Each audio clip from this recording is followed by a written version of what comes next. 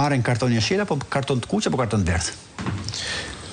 Jo çfarë u japim nese, ne e dim se çfarë ka ndodhur. Po, kjo kërkon një sensibilizim, jemi te kartoni verdh, kanë ngritur gjitha dyshimet, ne pandaj edhe diskutojmë se jemi në favor të rivendosjes demokracisë në Shqipëri, prandaj jemi pro çdo aksionit të opozitës, gjithmonë e përkrajmë, por sigurisht na krijohen ideja që duhet bërë më shumë.